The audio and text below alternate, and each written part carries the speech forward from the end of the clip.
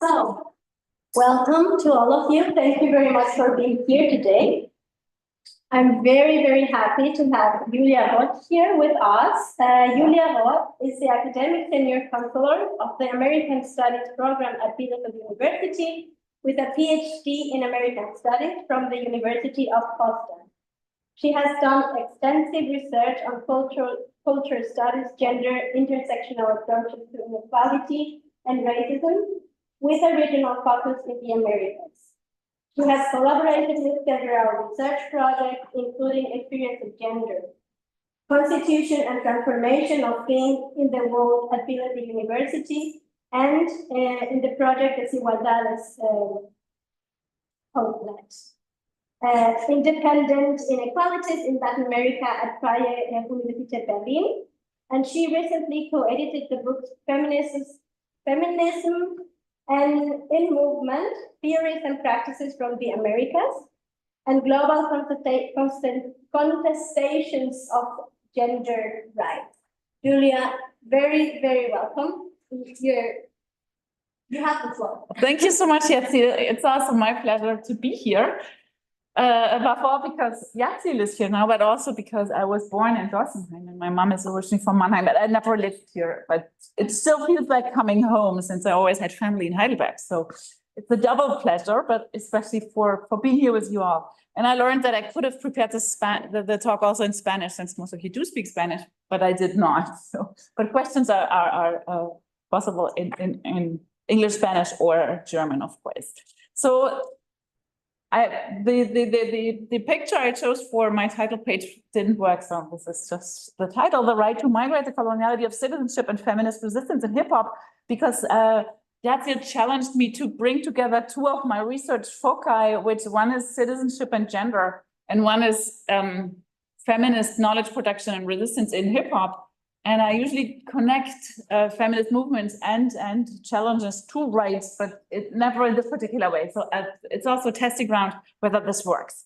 So without further ado, I would like to start actually with the second part, a hip hop example, because in the video No Me Dejaron Entrar en España, the queer Cuban rap duo Las Crudas portray a female border officer in a green uniform that looks at a Cuban passport and speaks to the viewers through an airport control camera in a voice with a strong Spanish accent. And I don't want to spare you this part of the video. We can see the rest later on if this works technically, which would be great. Okay, so I'll leave it to here. We'll watch the rest of the video later on because as a cultural studies person, I also like to interpret a little these texts. So you saw that I can show you also the lyrics that I just showed of the border control officer that we saw. So here. So this is the translation of, or here it's in the two languages. So strong Spanish accent is being imitated, which is sort of ironical and funny also, but also points to citizenship as a means of exclusion, especially at the border control here. So the structure of my talk will be as follows. So I will talk about the coloniality of citizenship and gender as a key component for global inequalities in history, but also for migration patterns that we see today. And then also include hip-hop feminism as a general practice of resistance, or what Manuela Wacker and I have also called acts of citizenship that try to undermine these border migration regimes. And then I'll also plead for a multi-dimensional focus on entanglements and also intersectionality in migration, but also beyond migration, of course. So, as the video of Las Crudas No Me Dejaron Entrar en España indicates, the way we deal with migration and citizenship today in the so-called global north is based on a long tradition of Western Europe or the West's self-narrative as the cradle or origin of modernity, progress, and civilizational superiority. So the transregional interweaving of inequality structures has been accompanied by Occidentalist capitalist ideas of gender roles, norms, and the division of labor between the sexes since European colonial expansion. So as I will argue, the category of gender has shaped the institution of citizenship since its inception, and gender and citizenship both have been intertwined in a highly complex way with other dimensions of inequality, such as racialization and slavery.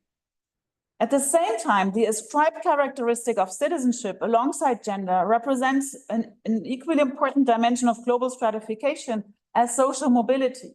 So therefore, the maintenance of gendered inequalities, both within Western societies and between men in colonized and colonizing regions, has meant that gender and citizenship remain the most significant factors behind extreme inequalities between individuals in rich and poor countries to this day. And to illustrate this assumption, I first present a global and decolonial perspective on citizenship and gender, and then examine gendered strategies for acquiring citizenship, such as marriage or tourism, or also parenthood sometimes. And I conclude with a plea for the stronger inclusion of persistent colonial intersectional gender relations in analysis of global power relations, supported by what activists and cultural producers sort of argue for. And this is one example that I will come back to here.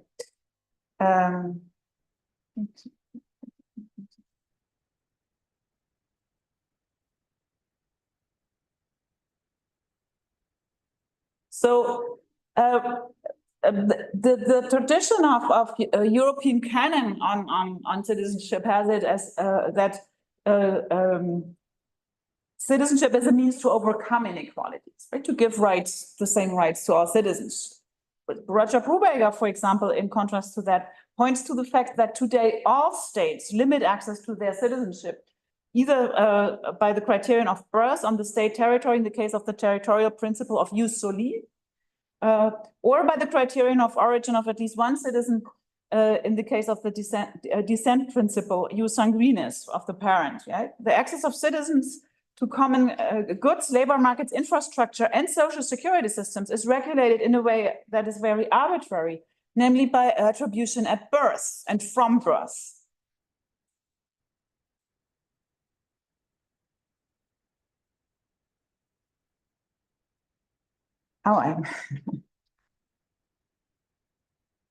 So he points to this long tradition of the West to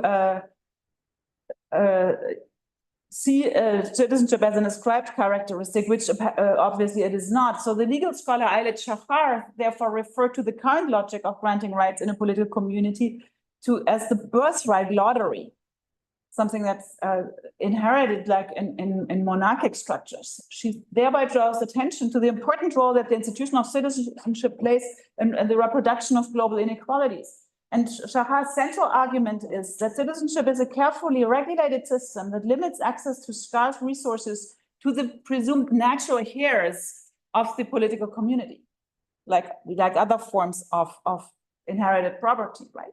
And this is what her concept of the birthright lottery entails, and her book is also titled this way. And what she means by that, and she gives always this example that also bringing in a gender perspective, for instance, a girl born in Mali today, as compared to a girl born in Canada, has a much lower chance to live to the age of 5, to have access to clean water, to food, to medical care, and to get an education and access to social and physical mobility. So this is how she, from a very macro perspective, also sees citizenship then in a similar way as Brubaker, as a decisive factor for global inequalities.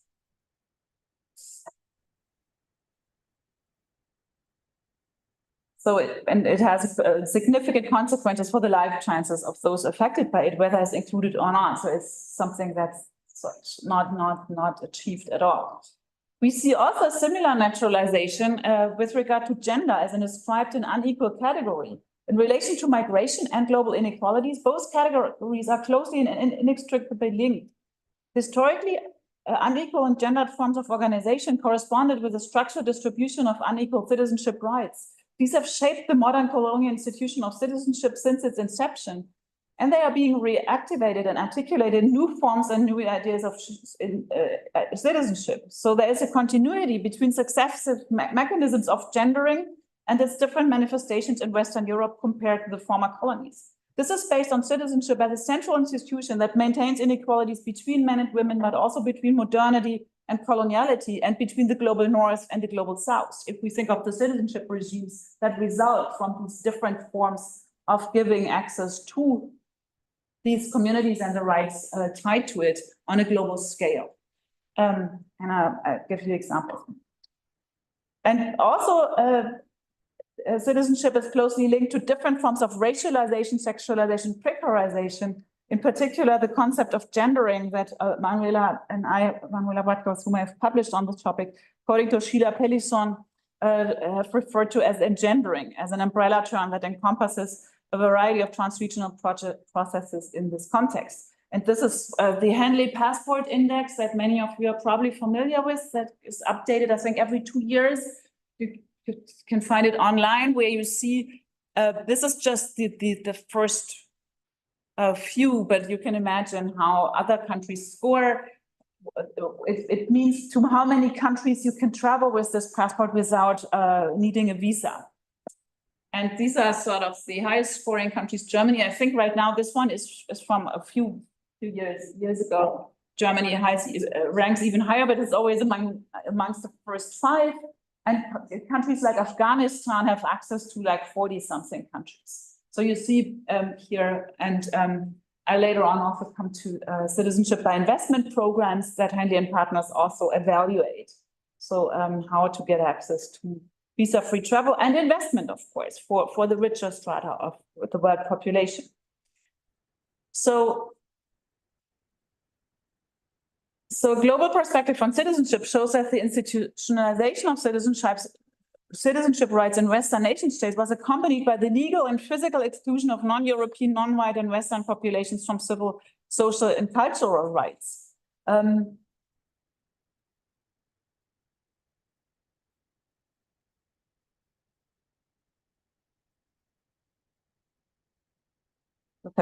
I wasn't aware that the paper is printed on both sides. I just have to see that I follow my argument.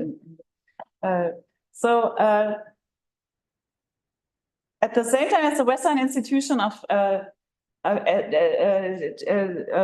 citizenship emerged as an expression of freedom and the opposite of slavery.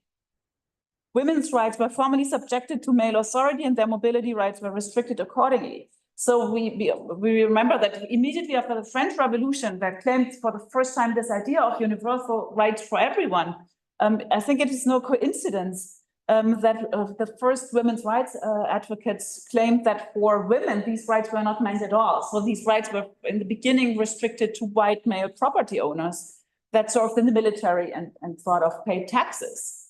And for the colonies, of course, this was also not true. This is why it's so important, I would say, to look also at the Haitian Revolution and what the claims there were, which can also be read as a reaction to the fact that the rights citizens in France could claim were not meant for the quasi population of France on the island of Saint-Domingue, nowadays Haiti.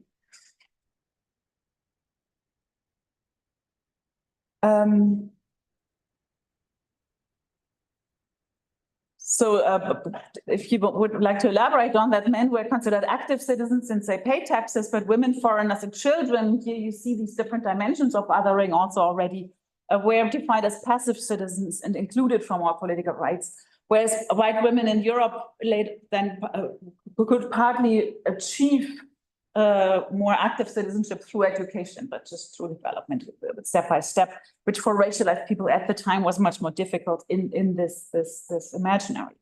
So people in the colonized areas were also absolutely not entitled to these rights.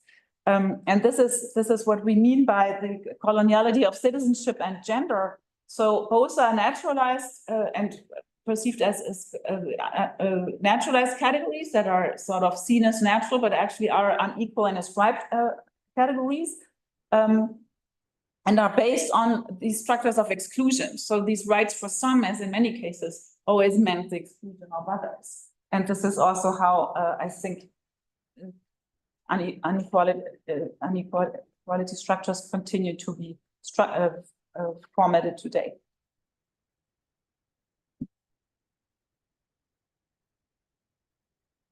And when we want to talk about a gender perspective, also historically, Gail Rubin in The Traffic in Women, I think, has offered an interesting lens to look at what she calls the gender system.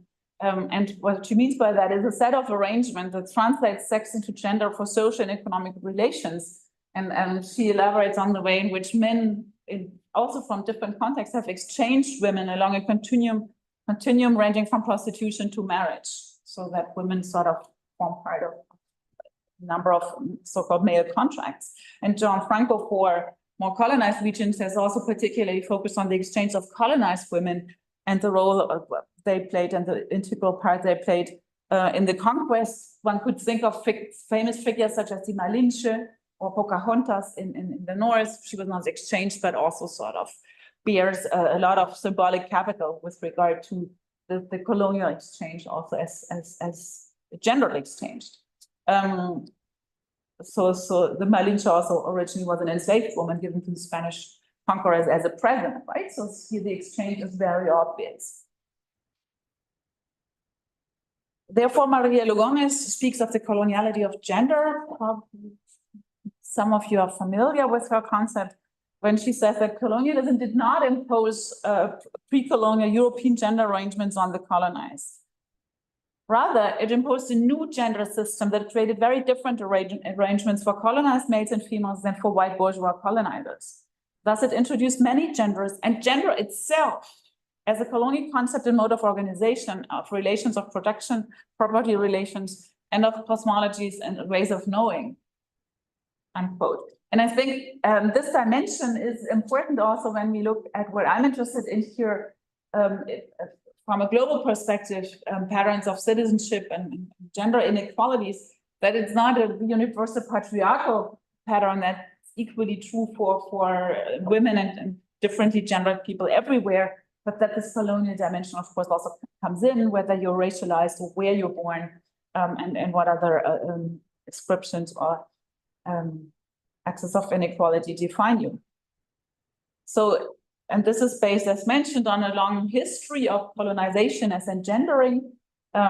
In teaching, I use this copper engraving by Theodore Galle a lot. It's also probably something you've come across, where literally the colonized region, America in this case, is depicted as a woman, and the male, civilized, fully dressed conqueror arrives as supposed to be America Vespucci, who gave the continent the name. And it's wonderful to sort of also discuss the different dimensions of how also nature and culture are being opposed here. And there's a cannibalistic scene in the back of the engraving where some people are barbecuing a human leg, where you can sort of also see.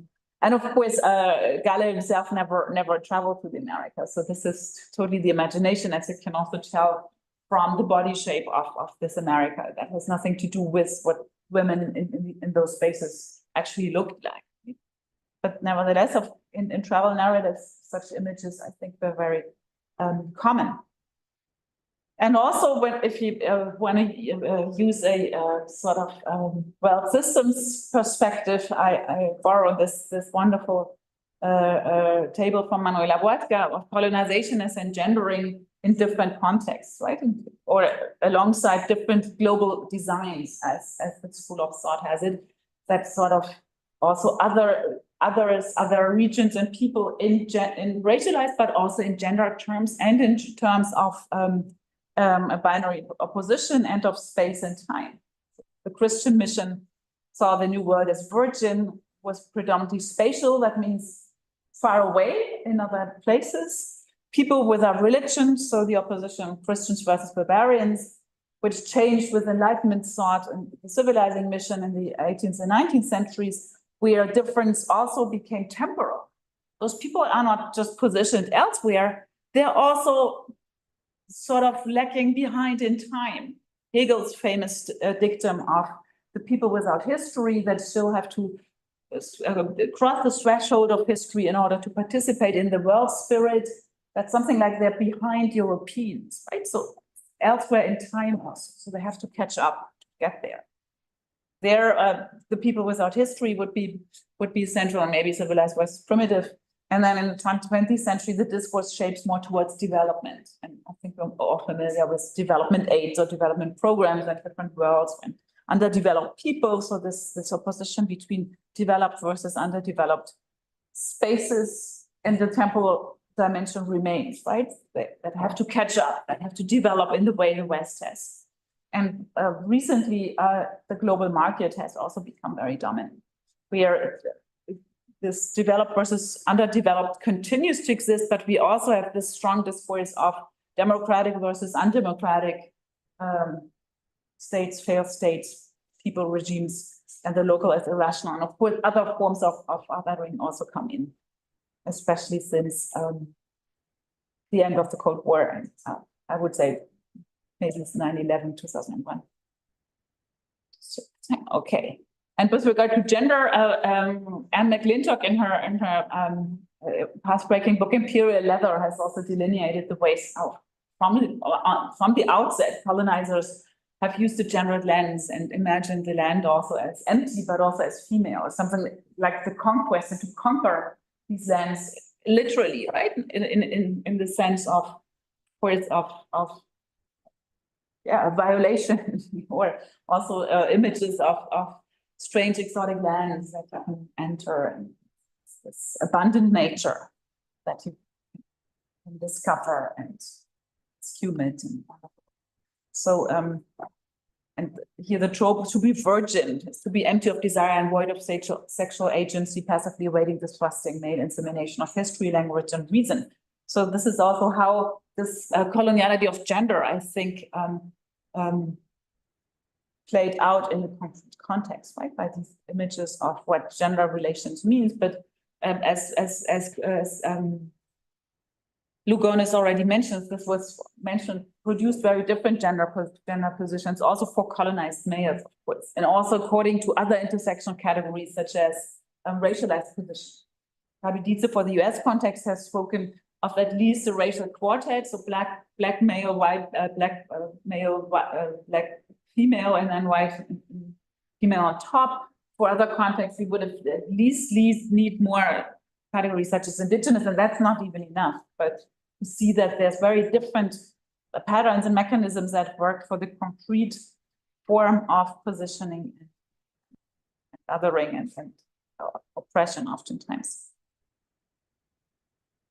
So, and obviously the specific link between racialization and gendering became particularly clear in the context of the slavery system in the colonies of the Americas. So this is of course key, and this of course also resonates until today when it comes to also different forms of access to citizenship rights. Land rights are in the Americas very essential also, and that are still oftentimes distributed along gendered lines and also racialized lines, but also discovered as something that can be claimed by the groups if they perform as such groups. So it's also a very complex forum that also has to do with the rights that are tied to citizenship.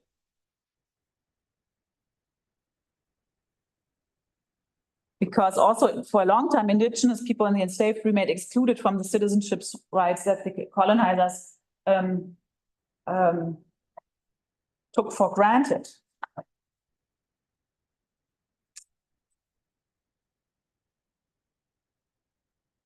No.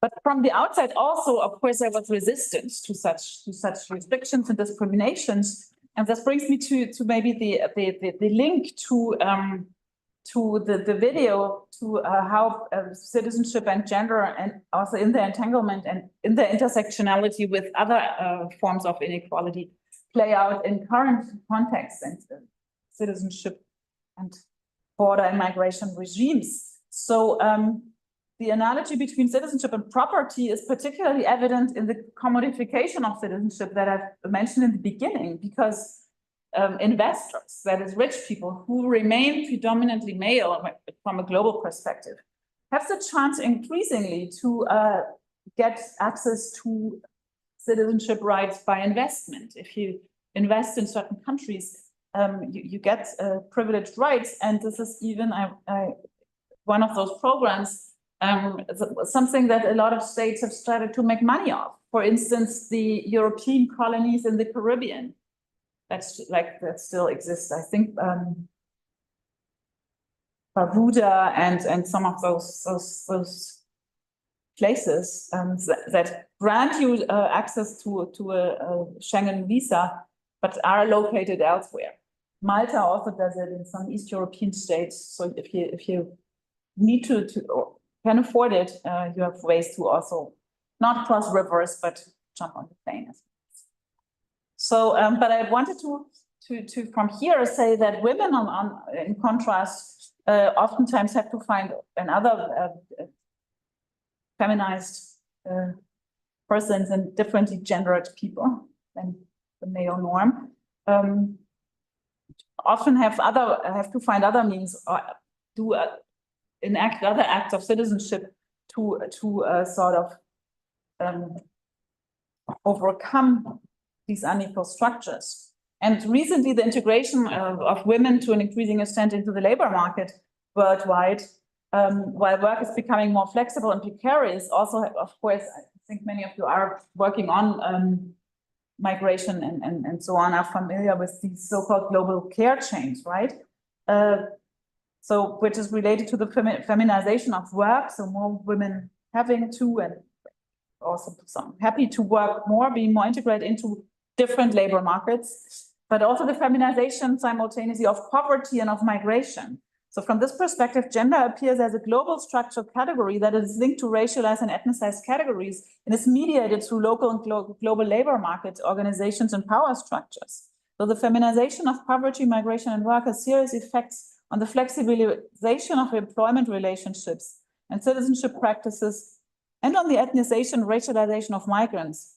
So globally, transformations of gender orders lead to the redistribution of work, mainly between women.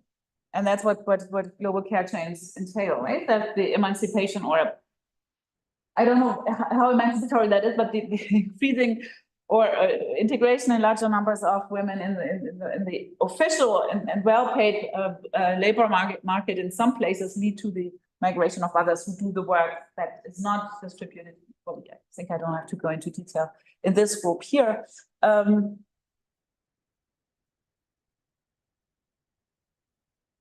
But the problematic thing here is that this occurs on a global west-east or north-south axis. I think for our societies, it's a little more west-east. For other parts like the US or Southern Europe, more north-south, also referring to from which places these poor women that do the care work that the richer women do not want to do any longer migrate to these regions. So that it illustrates the effect of changing gender roles on global dynamics, and strategies for obtaining citizenship, such as that also exist, the so-called fast tracks to get married to someone with a favorable passport. And I brought you an image also to make the link also to art of Tanja Ostosic, who for the European elections in Austria, I think in 2016, designed this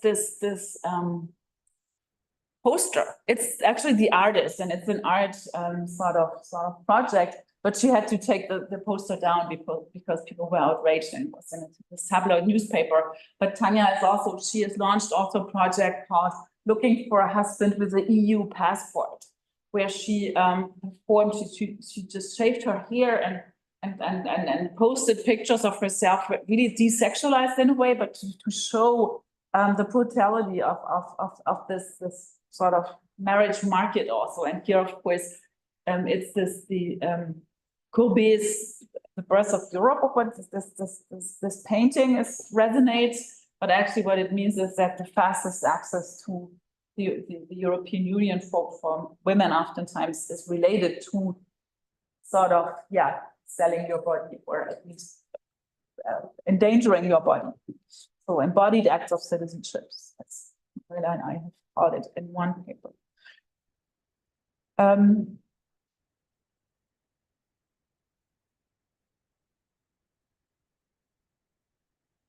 So this is one of the practices of subverting unequal citizenship rights, And in the context of these acts of citizenship, gendered, colonial, racialized structures are often invoked, reinscribed, but also appropriated and undermined, but of course within this system of unequal citizenships.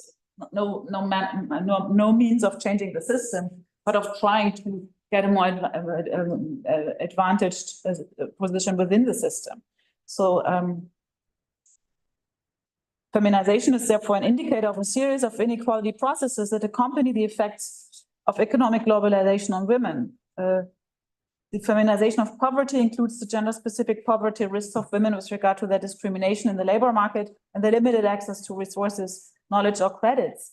And in the transnational and global context, the feminization of cross-border migration leads to the feminization of work in precarious and non-formalized employment relationships.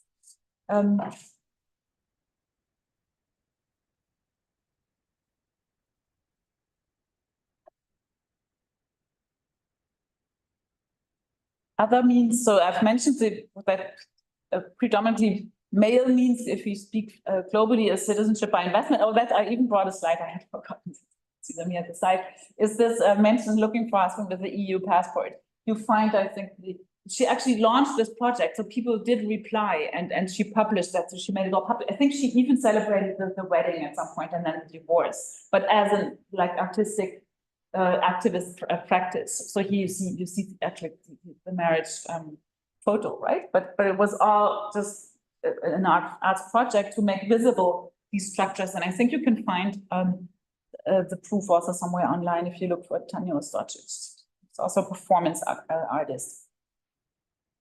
Yeah, and in some of the publications we've also focused on marriage. Of course, some activists actively also use this privilege to get people access to citizenship rights. But this is a case from a German newspaper here of a Jamaican woman that came with a tourist visa and then got married, but ended up as a housewife.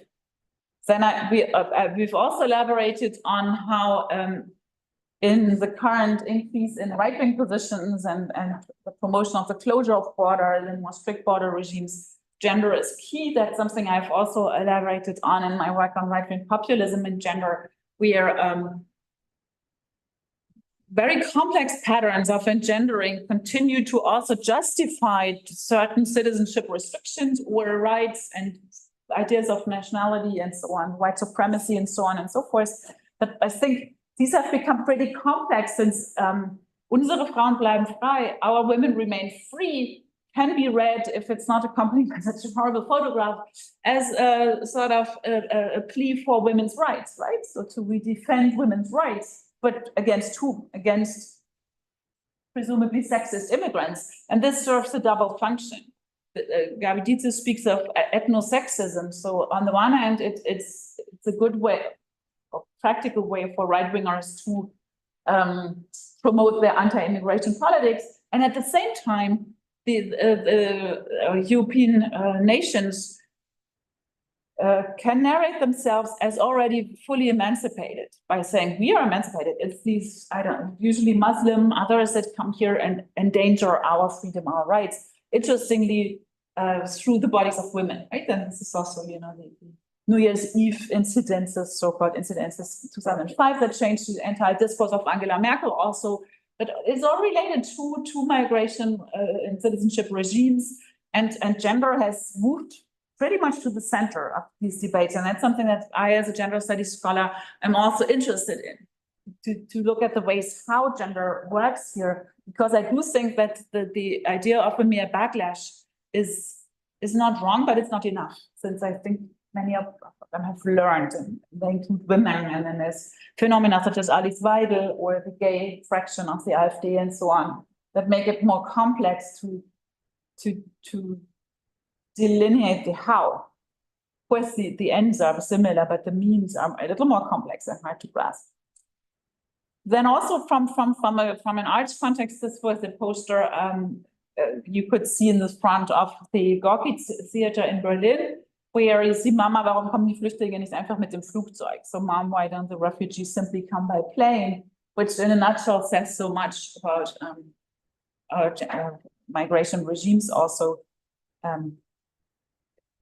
here, and this would be another one from the right-winger side that also very illustratively shows this horrible fusion between anti-migration discourse and, well, an alleged defense of women's rights. Rape refugees not welcome. And this is something that right-wingers in many places sort of interpolate. For instance, also Donald Trump, when he, I didn't bring a photo of that, but there is media coverage of that, when he claims that he needs to build this wall to Mexico also to keep the Mexican rapists out that are endangering our women, some of our women, some parts of the women. And you see also the demographic dimension here. That there's also a demographic discourse that the right women reproduce, this idea of the reproduction of the nation, the right nation, the white nation that comes in, this white supremacist fantasy that's negotiated, interestingly, of course, through race, but increasingly also or simultaneously through gender and women's bodies. It has always been this way, but this migration regime and border regime moment also comes in and is being played out against other discourses, or at least closely entangled with them. And then finally, we can in a minute also listen to the second part of Las Crudas, but I'd also like to say maybe a word about the work I've done on hip hop, since my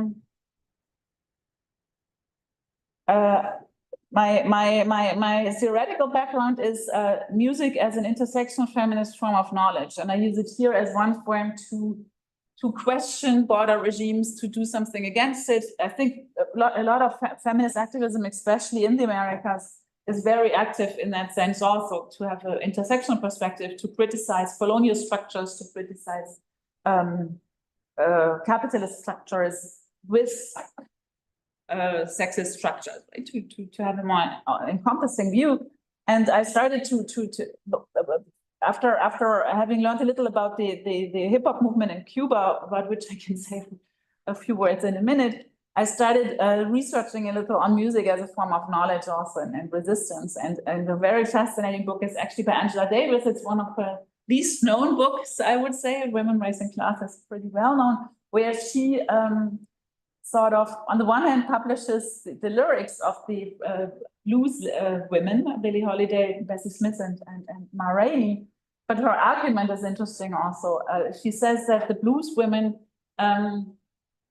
already sort of expressed and addressed Black working class women's experiences to broader audiences, because basically in their performances already in the early 20th century. And I found this a very fascinating and interesting argument.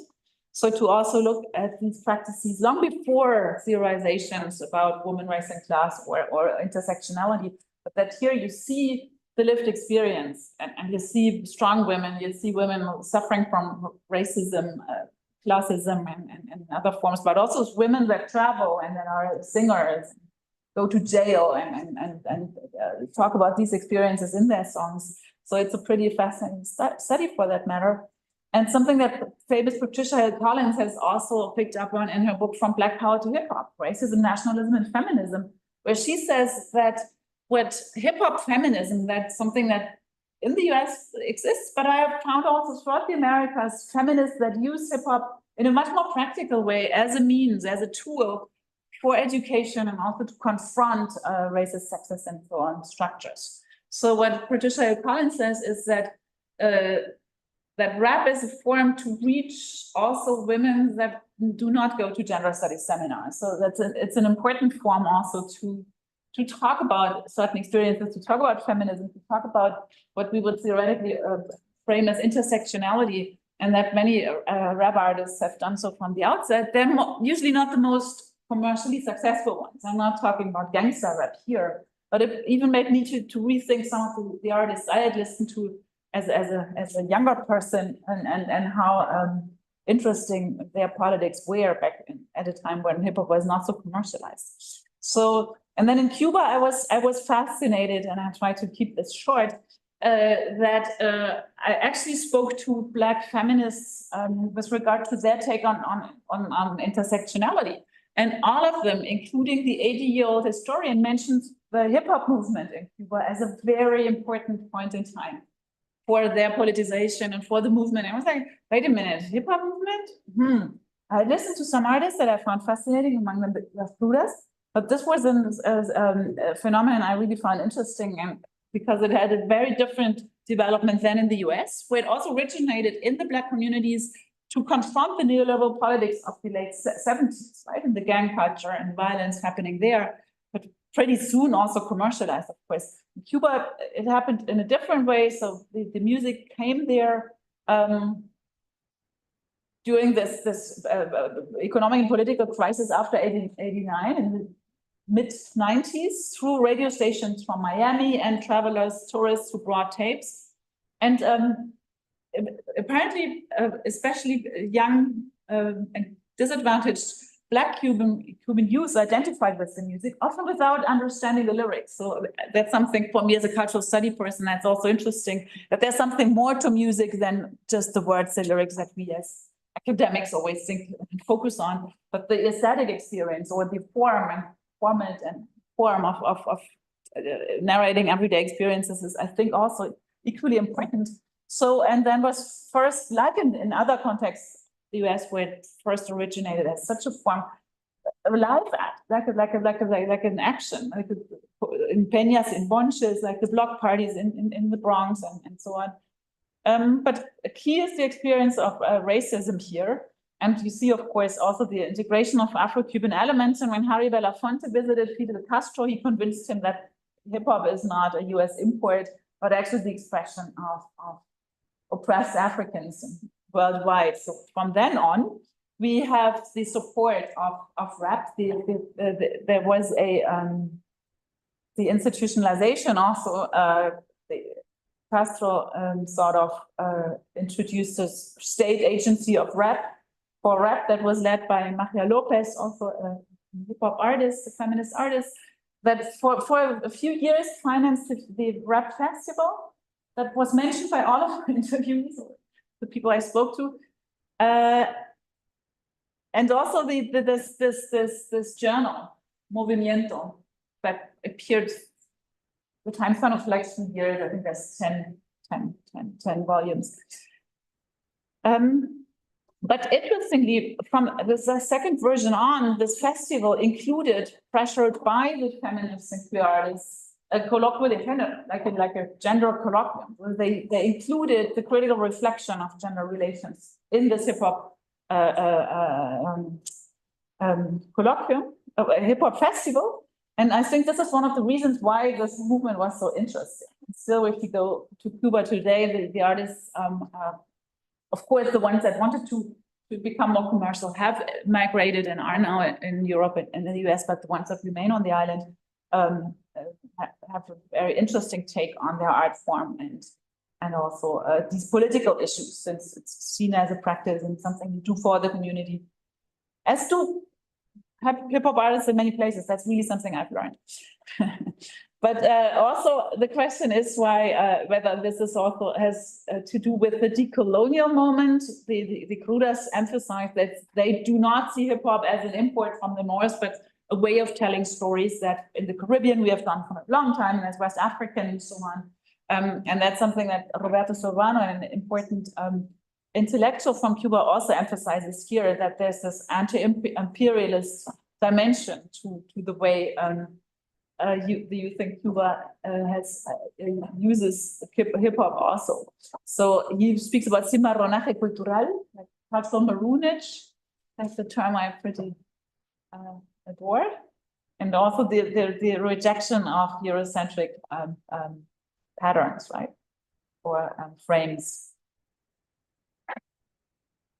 For the European context, Fatima El Tayeb has also coined the notion of hip hop as a diasporic lingua franca, and also she has elaborated on how it serves as a queer praxis for queering ethnicity, by saying that many of the artists, also early German artists, for example, like advanced chemistry. I don't know if anyone's old enough to remember advanced chemistry, ganz im eigenen Land, where citizenship, and that's why I'm mentioning it, and belonging and so on is being negotiated.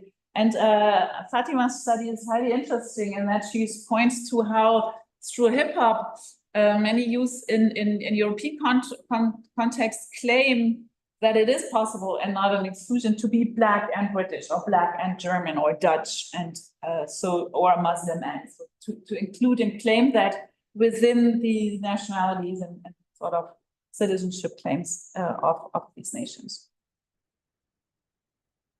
Okay. Yes. Also here some teaching materials that we've elaborated on in Bielefeld with a group of colleagues that you can also access. And it's interesting since this is Rebecca Lane. Is anyone familiar with this artist? A Guatemalan hip hop artist who produced also a rap tutorial for us that you can find on our webpage. It's great for teaching. Who also really is one of those activists who the tutorials with another artist who uses this art form for a very feminist and activist agenda, and also as someone non-white from Guatemala, and I think she also represents a queer perspective. This quiz is very powerful as resistance to these structures that position her in a certain way in context of these violent environments. And I'm not talking about this one here now. So, but maybe sum up, and then we'll listen to the rest of No Me Dejaron to then have a discussion. Okay. So that I just brought a few more lyrics by Las Brudas, but I think I don't want to go too much into detail. If you're interested in that, maybe in the discussion, we can talk about different dimensions that they also discuss in other songs, and also in this song, I say that when showing it, there's the personal and the shared and communal, but also the transnational dimension, of course. So as I have tried to show, citizenship based on colonial racist and ethnic constructs and sex or gender as a category that was reconfigured in the course of colonialism, as I tried to show with Lugones and others and Franco, continue to be key components of the persistence of global inequalities today. At the same time, these structures also produce alternative or subversive acts of citizenship to circumvent attributions such as the ones I have elaborated on. However, this subversion happens on the basis of a highly unequal matrix of power and is met with criticism, sanctions, and criminalization by suprastate and financial institutions. I haven't gone into detail, but sham marriage, so these marriages often are also highly suspicious and sanctioned if considered as shiny, to give you just one example of such sanctions. So the maintenance of gender inequalities, both within European societies and between men in colonized and colonizing regions, has led to gendering and citizenship, as well as the gendering of citizenship, being instrumentalized to this day to stoke colonial racist fears and restrict human and asylum rights to protect national borders. At the same time, refugee women and LGBTQI people systematically lack suitable accommodation and equipment. They are thus denied the necessary protection of family reunification in the case of refugees and migrants in the EU or US, for whom this is suspended. The current drastic rise of right-wing nationalist parties and actors in many countries goes hand in hand with calls for border closure and deportation. Securing supposed Western civilization superiority and privileges is inextricably linked to a privileged citizenship status and economic prosperity in the centers that define the rules of the game of such citizenship regimes. The examples mentioned thus point to the structural colonial dimension and to the link between gender and citizenship. Both categories have been transformed historically. They vary from context to context and are shaped by persistent colonial intersectionally gendered capitalist power structures. In the course of the current debate about how to deal with refugees and migrants in the Americas and Europe, the described citizenship and gender inequalities, as well as the resistance practices against them, will foreseeably increase. And when I first talked about this was shortly after the pandemic, where this was very evidently the case, but I think little has changed, maybe some numbers, but structurally to the contrary. They are already leading to a resurgence of the colonial gender and citizenship arrangements that I have discussed here. So the crudación no me dejaron entrar in España, mentioned at the beginning, ends with a powerful call to overcome the described inequalities and injustices in a feminist endeavor, as we will see in half a minute. To do this, the interlocking system of oppression of racism, sexism, and classism must be overcome, and freedom of movement and travel must be made possible for all. And the various overlapping levels of oppression, machismo, racism, and classism must also be fought and ultimately abolished, and together, and in their interlocking forms.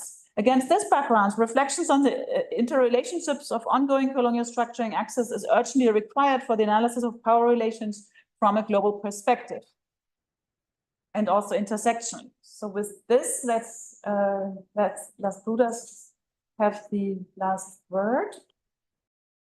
This is a little the Peña. So thank you very much. I think we need the rest of the time for discussion.